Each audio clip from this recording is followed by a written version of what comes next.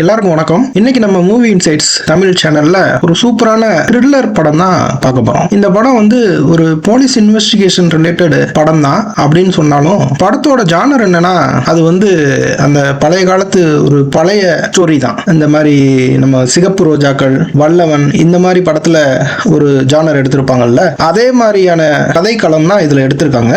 But இதை கொஞ்சம் வித்தியாசமா சொல்லியிருக்காங்க. இந்த படம் ரீசெண்டா வந்த படம் தான். ஃபேமஸான குஷி படத்துல எழுத்து போட்டு படம் போட்ட 5 நிமிஷத்துல டைரக்டர் முழு படத்தோட இதுதான் நடக்க போகுது, இதை வந்து படம் ஃபுல்லா பாருங்க அப்படின்னு படத்தோட கிளைமேக்ஸே சொல்லிட்டு போய் உட்காந்துருவாரு. ஆனா படம் 2.5 மணி நேரம் நம்ம பார்த்தாலும் அவ்வளவு அருமையா படத்தை அடுத்தடுத்த சீன் கொண்டு போயிருப்பாரு. ஃபுல் என்டர்டைனிங்கா இருந்திருக்கும். அதே மாதிரிதான் இந்த படத்துல படம் போட்ட மொதல் சீன்லயே இதுதான் நடக்க போகுது, இவர் தான் இந்த மாதிரி ஆறு, இவர் ஹீரோ, இவர் வில்லன், இந்த மாதிரி படம் போகுது அப்படின்னு மொதல் எடுத்தோடனே நமக்கு சொல்லிடுவாங்க. என்னடா எந்திரிச்சு வர வேண்டியதானா அப்படின்ற மாதிரி ஆயிப்போம். ஆனா அந்த 5 நிமிஷத்துல அவங்க அந்த கதையை சொன்னாலும் அல்லது எப்படி நகல போகுது படம் அப்படின்றத காட்டிட்டாலும் படம் ஃபுல்லா அதுக்கப்புறம் அதோட கனெக்ஷன் வச்சு பேரலா போலீஸ் இன்வெஸ்டிகேஷனையும் வச்சு சீன் பை சீன் நமக்கு இன்ட்ரெஸ்ட கொடுத்து நம்ம ஆல்மோஸ்ட் சேரோட நுனியில தான் உட்காந்துருப்போம். அந்த அளவுக்கு விறுவிறுப்பா இருக்கும். அதுவும் குறிப்பா சொல்லணும்னா படத்தோட செகண்ட் ஹாஃப் வந்து பயங்கர ஸ்பீடா வேற இருக்கும். இந்த சைடு போலீஸ் இன்வெஸ்டிகேஷன் நடந்துகிட்டே இருக்கும், வில்லன் ஆஸ் யூசுவல் அவர் பண்றதை பண்ணிக்கிட்டே இருப்பாரு. போலீஸால அவரை நெருங்கவே முடியாது. இன்ஃபேக்ட் கிளைமேக்ஸ் வரையும் அவரை நெருங்கவே முடியாது. கிளைமேக்ஸ்ல தான் ஆக்சுவலா கண்டுபிடிச்சு படத்தை முடிச்சு விட்டுருவாங்க. ஆனா 2 மணி நேரத்துக்கு மேல படத்தை விறுவிறுப்பா காட்சியை நடத்தி இருப்பாங்க. நமக்கு ரொம்ப படம் சூப்பர் என்டர்டைனிங்கா இருக்கும். இவ்வளவுக்கும் ரீசெண்டா வந்த படத்துல இவ்வளவு சூப்பரான படமா அப்படின்ற மாதிரி இருக்கும். படத்தோட ஹீரோ யாரு, வில்லன் யாரு அப்படின்றத படம் போட்டோனே நமக்கு ரிவீல் பண்ணிடுவாங்க. ஆனா படம் ஃபுல்லா ஒரு த்ரில்லிங்காவே கொண்டு போய் கிளைமேக்ஸ்ல தான் ஆக்சுவலா நான் யூஸ்வலா சொல்ற மாதிரி ஹீரோ வந்து வில்லனை முடிச்சு விடுவாரு. அந்த மாதிரி படத்தை முடிச்சிருப்பாங்க. அந்த அளவுக்கு ஒரு சூப்பரான படம், த்ரில்லிங்கான படம், விறுவிறுப்பான படம்.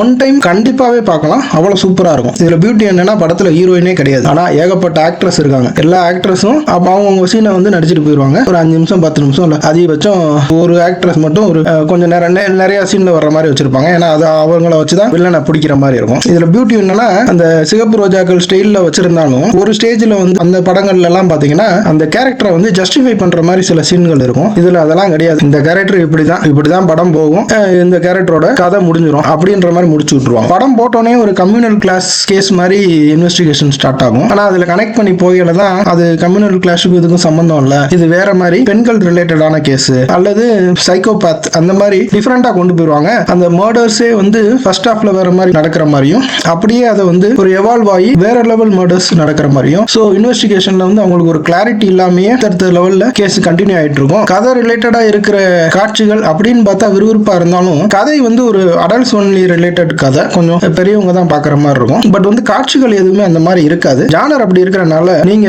பிலோ 18 கூட உட்காந்து பார்க்கணுமா என்னமான்னு நீங்க யோசிச்சுக்கோங்க. மற்றபடி காட்சிகள் ஒன்றும் இருக்காதனால நீங்க அதை கண்டினியூ பண்ணி பார்க்கலாம். செகண்ட் ஹாஃப் ரொம்ப ஸ்பீடாவே இருக்கிறனால படம் ரொம்ப விறுவிறுப்பாகவும் இருக்கும். போலீஸ் இன்வெஸ்டிகேஷனே வித்தியாசமா கொடுத்திருப்பாங்க. வில்லன் கேரக்டர், ஹீரோ கேரக்டர், குறிப்பா வில்லன் கேரக்டர் பண்ற ஆக்டிவிட்டிஸ் எல்லாம் சில இடங்கள்ல ஜஸ்டிஃபை பண்ணணும்னு அவங்க விருப்பப்பட்டிருக்கவே மாட்டாங்க.